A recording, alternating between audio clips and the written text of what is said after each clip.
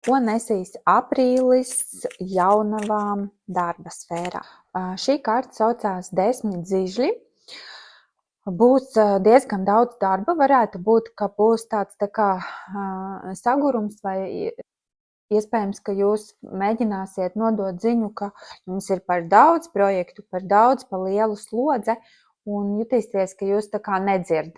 Ja paskatāties to kārtas enerģiju, ka sieviete tā kā aiztaisītām durvīm, viņai iet garām un neviens neredz un nedzird, ka viņi tur saka, hello, man bišķi pa daudz ir. Tā kā mēģiniet sevi nepārslogot un neuzņemties pārāk daudz darbu, jo jums varbūt liksies sākumā es varu, un var izrādīties, ka par daudz. Atkal 7 monētas. Nu, re, kā jums forši jaunavas sakrīt.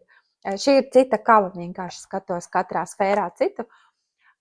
Te mums ir, nu atkal re, kur ir, jums pilnīgi tāda tā kā pārpilnības sajūta ir, ka jums jau ir tik daudz, ka jūs pat varat dalīties. Redziet, meiteni laiž dūjiņu gaisā.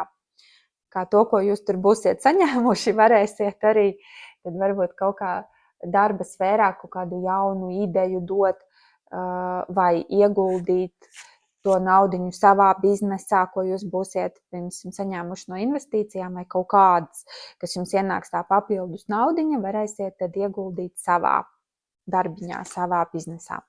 Tā, jaunavas vēl darba sfēra aprīlī, kas jūs sagaida? 2 zobeni, varbūt būs 2 projekti vai būs jāizdara izvēle. Šis ir drīzāk par izvēli.